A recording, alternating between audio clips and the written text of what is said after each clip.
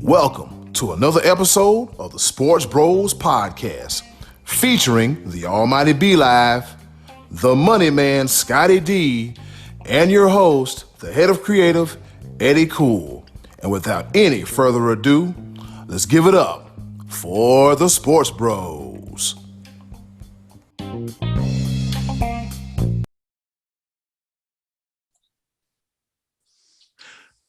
Hey, what's going on, world? This be your boy, Eddie Cool, a.k.a. the HOC. And guess what? You are tuned in to another episode of the Sports Bros Podcast. If I'm not mistaken, this is episode number 103. That's right, episode 103 of the Sports Bros Podcast. To our new listeners and to our new viewers, we want to say, hey, how you doing? Hey. Thanks for joining us, not only on the podcast outlets where you can hear us at, but also on our YouTube channel. And we got plenty more where that came from, all right? And with that being said, you know I can't do this by myself. I have two of the best co-hosts in the world. Introducing first, the Almighty B Live. What's happening? What's going on in the world today? And I'm going to go ahead and give you a little hint because I dressed the part. Because there's something big going on in the world when it comes to my Carolina Panthers. And we're going to get into that in just a little bit. There's so much going on right now. But I definitely wanted to dress the part. And then other things that are going on. There's this other guy that, go ahead and introduce him there. Yeah, all right.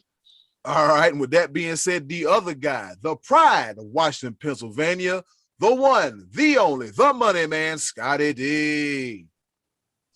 Guys, have you ever noticed how the word ow is right smack dab in the middle of the word gout? Woo! Gout. I don't think that's in there by accident. So I am glad to be back with you guys after a gout-filled weekend. I'm ready to do our thing here. A big week. Whew, what a game last night, huh? Who would have thought that game was going to go like that last night? We got Masters Week. Baseball just got underway.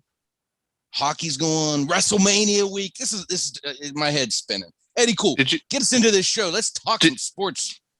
Okay, did you just precursor the game that we haven't seen yet? By saying that it was an awesome game. What a game last night. I'm just saying last night, that was crazy. I wasn't expecting that. Everybody knows that we record before the night before. There's no need to pretend like we've seen it already. But the game was last night. Man, that was something. Oh, boy. Oh, boy. Here we go. And here comes the shenanigans. Eddie Cool, go ahead and Amtrak this thing. I'm trying to tell you. The shenanigans and the foolishness, if you will. According to Scotty D, Monday night's game was something, but if we're talking about games. Something else. Wow. Yeah, it was something else. But if we're talking about games, let's talk about the game that we saw this past weekend between the UCLA Bruins and the Gonzaga Bulldogs. Fellas, this game went to overtime. I'm not going to blab on too much. With that being said, what are your thoughts about this here game, fellas? What are your thoughts about this game, Scotty D? This game was incredible because this game was a situation where neither team ever went away. It was like competitive. There was like no hard runs. I think Gonzaga had like a 7-point lead and you thought, okay, maybe now they're going to get some separation. And I think that was like, 7 minutes to go in the game or something like that, or in regulation. And it just didn't happen that way. UCLA, man, give those guys some credit because they were out there making shots. They were balling. Of course, we all saw the big crazy finish. But to me, man, one of the biggest plays that I think maybe probably got lost in the shuffle because of that finish was the block by Suggs was like a minute to go, 2 minutes to go. Not only did he block it, then he got it back, a full court bounce pass to a dunk. Oh my goodness. And then the same, what a gutsy call, even for the referee to make the charge call right at the end of regulation when what's his name? Timmy stepped in and they could have called a block. They called the charge. It was just crazy. I mean, there was so much happening in that game that we go, wow. And then again, wow on the other end. And it was just a phenomenal game. I think so because it wasn't a game where one team had to make a miraculous 12-point run just to get back in the game. One team blew it. Neither team ever went away the entire game. It was just a fun game to watch from early all the way until the final shot was in the air. It was a very tightly contested game, B-Live. Where you stand on this game? Man, when I tell you, and one thing that Scotty D, I was going to say it. That block, yeah, and then that pass, that's a 4-point swing. Because yes. I like easily, I was like, oh man, UCLA is about to take the lead, if I'm not mistaken. And literally that block, recover the ball, pass it down, 4-point swing. That changed the entire perspective of the game. Because here's one thing. UCLA has heart. I'm going to say this. They got heart on top of heart on top of heart. Because even when the charge, the block, the points that Gonzaga put up, these kids continue to fight. Going into overtime, they were down by 5 points. And yes. I thought it was over. I thought, you know what? Gonzaga's gonna put the foot on the throat, and it's gonna be over. These kids fought back time after time after time again, and for a 33-foot bank shot to end the game in overtime, it's got to be the most devastating way to lose a game. But at the same note, hats off to the UCLA Bruins, going from the first 4 to the final 4. This basketball tournament is just guts across the board, and it's a wonder to watch. Here's the kicker, and this is going to play a big role, I do believe, coming with the Monday night game that we're talking about before we've seen it. Oh, that was something. Will Gonzaga be able to recover? Because all 5 of their starters played almost four of the 5 played over 40 minutes on Saturday. Ooh. While the other game that we're about to cover, yeah, those guys got to coast a little bit because they were up so big. So how much? Yeah, but they're kids, man. They're kids, and they rest. They didn't play every day. They were off several days before that game. You know, it's not like their legs should be that tired from. I mean, I don't think that should be much of a factor, as much as maybe an emotional letdown. You know, because you're so high from that shot, and you're jumping on the table, and you're celebrating. Because you know they didn't sleep that night. Yeah, how could you be in that amped up after that mess? God, jumping up and down. This is a celebration. Woo! Yeah. And we don't have a game till Monday yet. We're gonna burn all kind of energy. Go ahead, Scott. How do you not just sit and just replay that in your mind all night and stay up and watch highlights? And you know, I mean, and even for the UCLA, man, they have to. I hate seeing them lose because of the way they played. And I kept thinking at some point, once they got up against more, stiffer competition, that they may run out of gas and that this great run was going to come to an end. And it didn't. And even Coach Cronin afterwards, he said, what can I say to my guys at this point? I mean, they gave me everything that I could ask for. There's nothing you could say, oh, we should have done this. They lost on a ball that was flying through the air with, in a tie game as time expired. The only thing you could maybe say is they maybe should have pressured the ball off the inbounds, but that happened so fast. There was no timeout to set up a defense, and you don't want to foul a guy in that situation. You sure don't want to foul a 3-point, a 3-point shot. That's guys jumping up from half court. You surely don't want a foul in that situation because chances are he's not going to make it. In this case, it just did. He did. He hit a crazy good shot, and man, I hated seeing somebody lose that game, but it just made me feel like Gonzaga was Destiny's darling on that particular night. Yep, you're right about that. And then the second game, Houston versus Baylor. Fellas, is there really much to talk about as far as that game goes? No. that game was not much now. Houston went ice cold Oh my God. You hate to describe it this way, but oh my God, they couldn't hit the broadside of a barn when they were, Wow. it was, God, and it's one of those things. Baylor was up 45-20 at halftime. It's all but over with. Houston tried, but that was way too much of a deficit. And then on top of that, Baylor got to play 13 of their players. Their starters, I'm pretty sure they benched their starters. Only one player had over 35 minutes, and he's the star on Baylor. When I say the star, I don't mean really like he's like their number one guy. He's the one that he leads the team in assists. He distributes the ball. Davion Mitchell he's the only one that played over 35 minutes. But they got again 3-guard play. Every one of them could put the ball on the court, drive to the hoop. All 3 of them can hit the long ball. It's going to be something interesting. Again, Scotty D says that, hey, they're kids and they're going to be rested. I'm just saying, there's wear and tear. These kids have been away from home. This is the long haul, and to go into an overtime game, all the emotions involved. I honestly think that gives Baylor the edge, but that again, we'll find out we'll find out in an hour and 20 minutes. Yep, an hour and 20 minutes, and the national championship game will be between the Baylor Bears and the Gonzaga Bulldogs. Will the Zags finally do it? That was crazy last night. That was crazy. God bless America.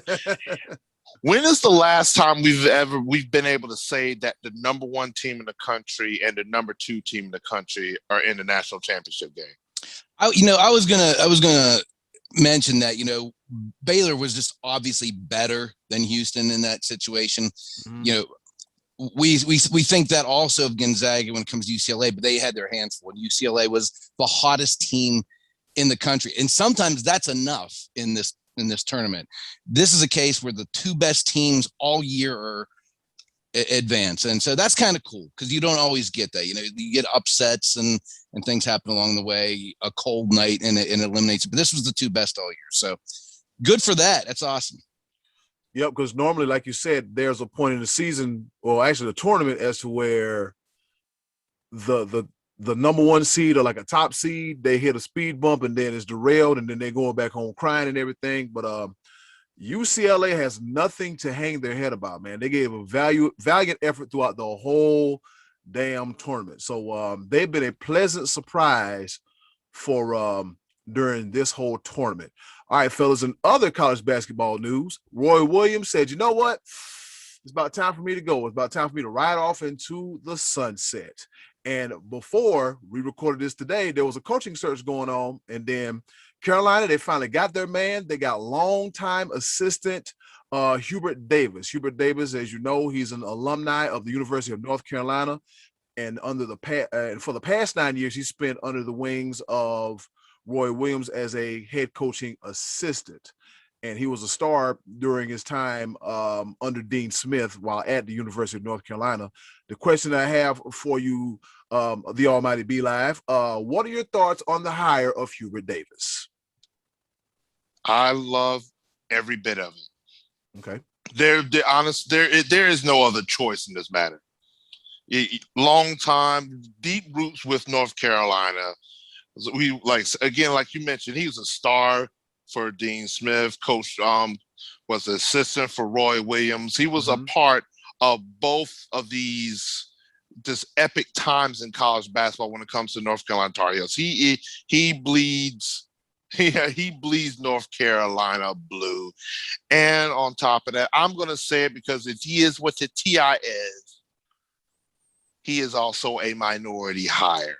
So, I mean, it's just everything you could envision when it comes to this day and age to pick up the reins of a great basketball program.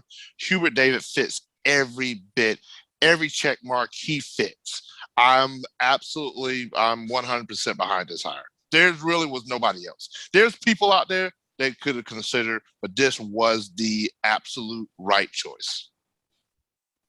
Yeah, I think so too. I think it was a kind of a natural transition to go to a guy who, I mean, it seems like North Carolina is the one school who wants to keep it in the family, so to speak, and keep, bringing their own guys along. And I thought that this was, I actually kind of thought this, I was actually talking to my dad about this the other night. I said, I don't think they're going to go outside and try to lure a bigger name coach down there when they have a guy who personally, I think probably should have gotten this job a couple of years ago. I think Roy Williams kind of held on a little bit too long there towards the end. And this guy has sat next to Roy Williams. And so it's not like he doesn't know the game. This guy's, like you said, B-Live, he's bled Tar Heel blue his whole life. And he may be actually a little bit of a youth infusion that program needs right around now. I think he's a perfect hire. The only one I thought that maybe they might consider was Kenny Smith. He's got like the national spotlight on him time and time. I know he had thrown his hat into the ring for a coaching search a little while back, but Kenny Smith might be actually a little bit more suited at this point for like an executive position or something, a GM kind of role or something. I think Kenny Smith, at this point, probably wouldn't want to get into the recruiting wars and X's and O's as much as he would, as a GM kind of thing for the NBA or, athletic director, something along those lines. But anyway, I think it's the right choice. I think they got their man. I think they didn't have to look too far to find the right candidate and the right coach. So good for Hubert Davis for getting out, because you got to figure too, if he got passed over, how would he have felt like that about that? I couldn't see him sitting on the bench over there, behind another coach after, pouring his own blood, sweat, and tears into it all those years. So I think they got the right guy. Yeah, if they would have skipped over Hubert Davis, it would have been ugly, and he would have got the hell, they got the hell up out of there. And it's kind of the classic case of, you look at Juwan Howard, who went to the University of Michigan, and he understands, you have to get someone that understands the culture of what it is to be at the University of North Carolina. You have to get somebody that understands the culture. Just like Jim Harbaugh understands the culture at the University of Michigan, but he can't beat Ohio State. But in the words of the almighty B-Live, I digress. Yeah, but man, oh man. Yeah, I digress. If Kenny Smith would have been the only other real big name that I've thought about that as well. But yeah, again, Hubert Davis, absolutely, I'm all for it. All right, yes sir. Yep. Hubert Davis, that's a good hire, man. That's a good hire. You just have to look down the bench because, let's see, as long as we've been alive, it's been Dean Smith, that ugly Matt Doherty era. Sometimes that's the one time where keeping it in the family does not work. They had Guthrie before him, though. They had Guthrie for 3 or 4 years. Yes, that's right. It Bill Guthrie? Yes, Bill Guthrie. Yeah, was it Dean Smith, Bill Guthrie, Matt Doherty, and then there was there's Roy Williams, and now there's Hubert Davis. And so it's good that they kept it in-house, and like you said, a youth movement is needed for the University of North Carolina. And look at Scotty D's beautiful background. It's a golf course. So that could only mean one thing. The Masters is right around the corner. I think kickoff is 3:00 Thursday, if I'm not mistaken, but it is Thursday, the first round of the Masters. And in the field, we have such names as Tony Finau, our favorite, Bryson Boom Boom DeChambeau, Brooks Koepka, Dustin Johnson, and Jordan Spieth. And with that being said, fellas, I'll pose this question to you first, Scotty D, then B-Live, you can chime in. Who's the favorite to win it all, and who's going to have a breakout tournament? Well, that's a loaded question because the Masters sometimes produces unknowns that, they step up to the forefront here. Guys, earlier in the year I said it looked like Jordan Spieth's game was sort of rounding into form and he was going to win a tournament this year. And I was all set to pick him to win this tournament, and he won this past weekend. So it's kind of hard to ask a guy to win 2 tournaments in a row after not winning any since 2017. But however, that has actually pushed him up. He's one of the odds are the favorites are Dustin Johnson, Bryson DeChambeau. Spieth is now up near the top there. I think DJ and DeChambeau are the two odds-on favorites to win this. Obviously, DeChambeau is playing as well as anyone on the tour, and DJ is a defending champion. I'm just excited to see it in its natural form at this time of year when, last year we missed it because of the pandemic. So we did get to see it in November with no spectators, and it was nice to have it, but this is when it's supposed to be. So it kind of feels nice to get it back. As far as who could be a sleeper, I kind of like Billy Horschel. This guy has played well, kind of under the radar. He's been like right near the top of the leaderboard all through the early part of the season. Victor Hovland's another guy who I think seems poised to win, but I'm going to, I think we're all going to take two golfers, correct? Is that what we're all going to do? Pick two we think could win this week? All right, I'm going to take Billy Horschel, and I am going to pick Justin Thomas. Those are going to be my two guys, JT and Billy Horschel. We've got one kind of a favorite, one kind of a sleeper. So those are my two guys. All right, B-Lab, the same question applies to you. Who's going to have a breakout tournament, and who's your favorite to win it all? Here's a couple things I take into consideration. Of course, my heart of hearts is rooting for Dustin Johnson, and he is the odds-on favorite, sitting at 9-1. The only reason why I have just a slight reservation about it is that he won it in November. November is completely different conditions than it is in April. And so I want to see him do well. Here's one thing. Here's my two picks, though. I feel like Patrick Cantlay has a case. I think his youth, and he's one of those ones that he's my Tony Finau sort of way, just hoping that he gets over that hump. And I'm wondering, this Masters situation will work out well for him. Also, my other pick, one of the favorites, I really enjoy watching Bryson DeChambeau. And I think that I've seen his growth over the past couple of seasons. And even though his best finish at the Masters is tied for 21st, I think he's a little bit more disciplined. Masters is not just for just going out there and cranking the driver every single par five. There's some discipline involved in navigating this course. And I think that this time go around, Bryson's got it in the back of his mind. He's like, I haven't really done that well at the Masters. Let's try a different approach. So my two are that's Patrick interesting Cantlay. though, B-Live, because I'm going to tell you something why that's such an interesting pick. You say he hasn't finished that well at Augusta before, but this version of DeChambeau with the bulked up, hitting the ball longer than anyone on tour, that all happened post-pandemic. If you remember last year when the pandemic hit and there was no golf for 8 weeks or whatever, that's when he really packed on the muscle and came back after the pandemic. And I remember we talked about it here. We're like, did you see DeChambeau busting through his shirt the other day? I mean, that's when he really got big, and his tee shots aren't really that errant. He gained actual, driving yardage post-pandemic without really. I mean, it's not like he's whacking it into the trees off the tee every time. He's put together a pretty solid overall game. At Augusta, you have to be in the fairway.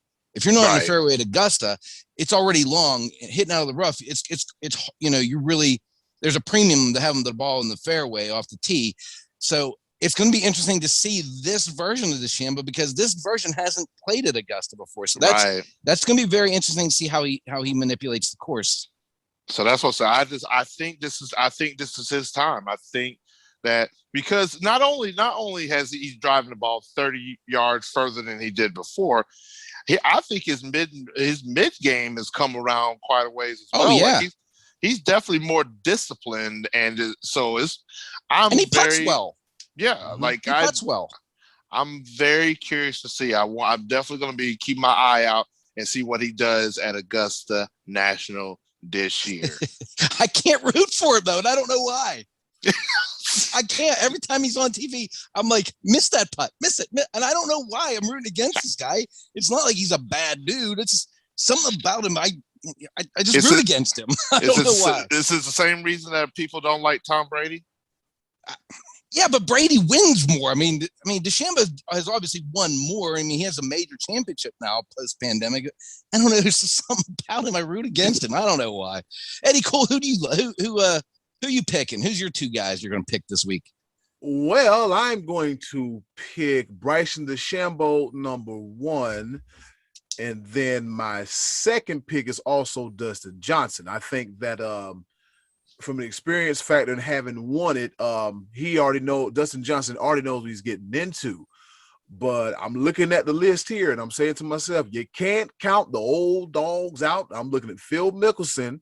He might make a little small run. And also, you can't forget about Rory McIlroy. Yeah, he's there too. I think they can be in the middle of the pack and just break out at any moment as long as like the top 2 start slipping. Because if they start slipping, they could just ease right up in there and make a nice little run for a green jacket. Did you happen to hear? I'm sorry to interrupt, Eddie, but you're mentioning McIlroy. Did you happen to hear what he was talking about 2-3 weeks ago in regards to Bryson DeChambeau? I missed it. What did he say?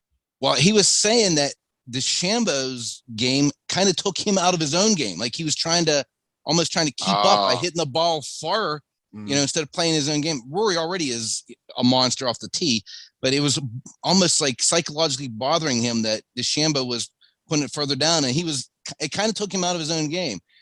Rory's never won the Masters. If he plays his own game, he is a viable contender as well, because he was actually playing pretty well, late last year and earlier this year. So that's another interesting story to watch, to see if Rory, after coming out and admitting that, is able to square that away psychologically and get out there and hit it deep into the fairway and play his own game. Ooh, that's the worst feeling in the world, by letting another man live in your head rent free. But just as you said, Rory, stick to mind your business and stick to your game. Don't worry about trying to pile drive it 1,000 feet. Just stick to your game, because your game is what got you to this point. And the last thing you need to do, I mean, I'm looking at Bryson DeChambeau now.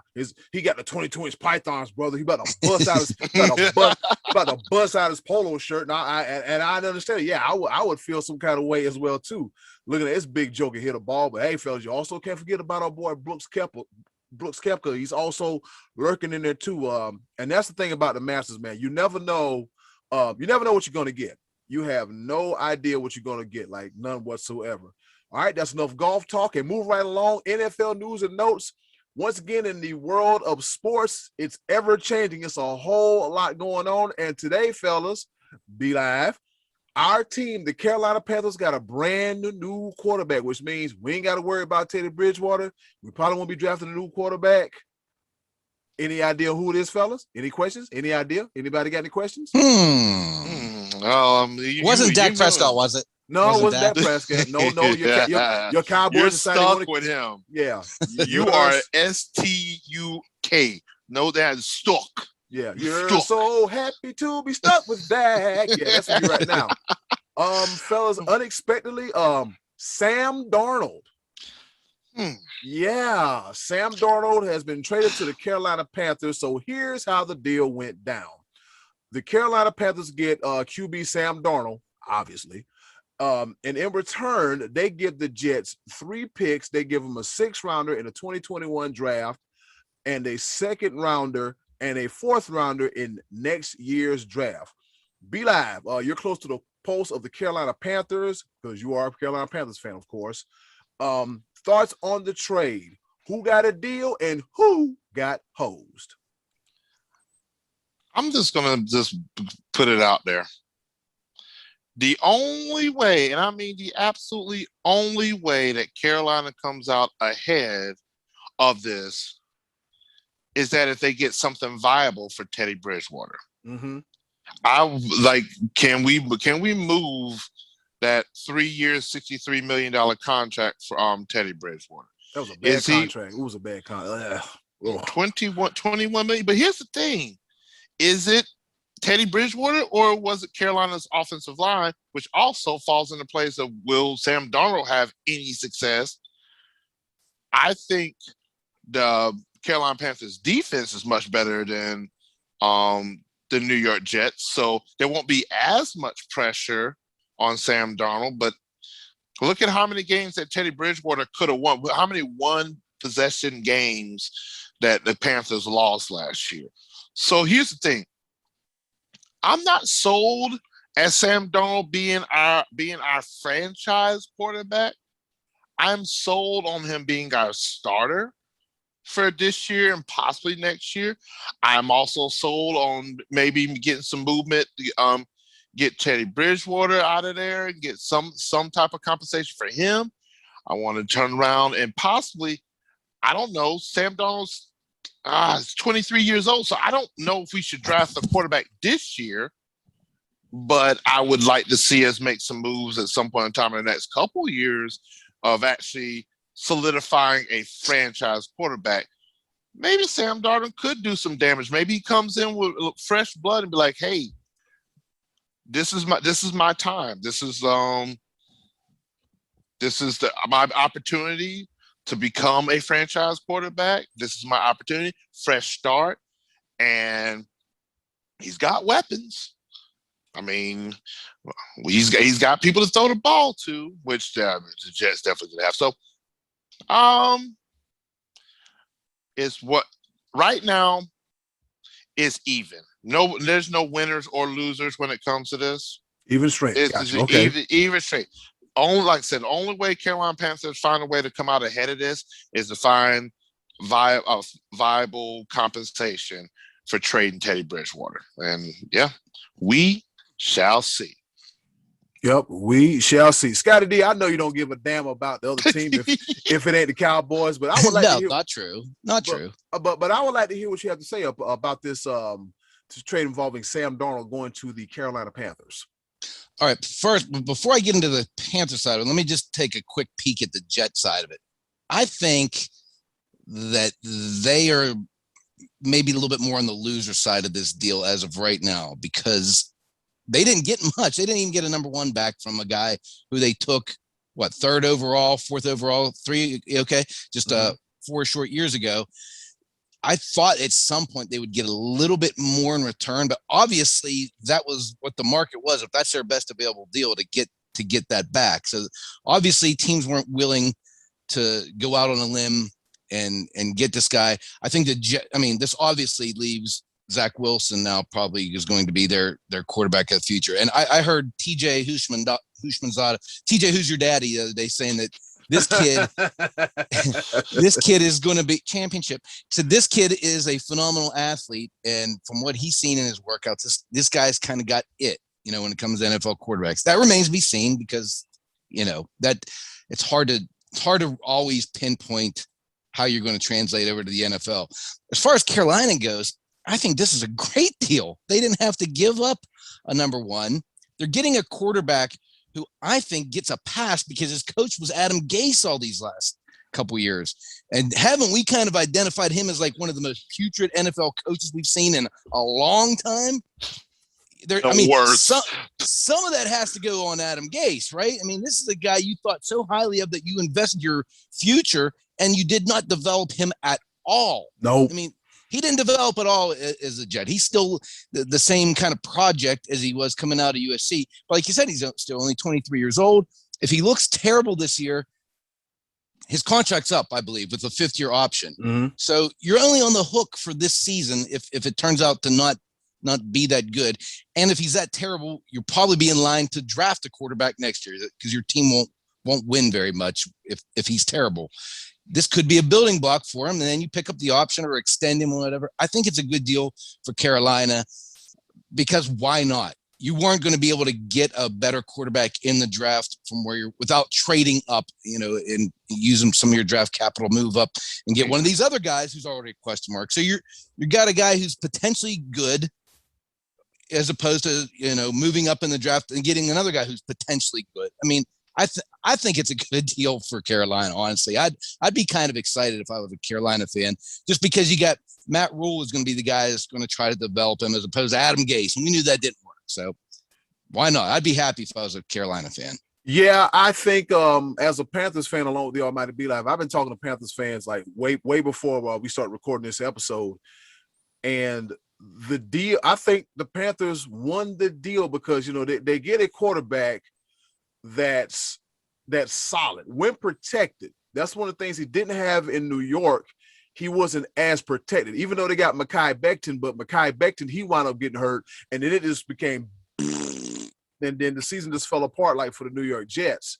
And with their new coach, Robert Saleh, he's more of a defensive-minded coach, which means he's not going to spend too much time in trying to develop Sam Darnold, but instead, he'll focus on the defense, which I get it, but you also have, you gave a lot to get the guy, but now you have him here, you have to protect him, and which they haven't done a good job doing. And I think for Sam Darnold, kind of like the Baker Mayfield situation, he needs consistency.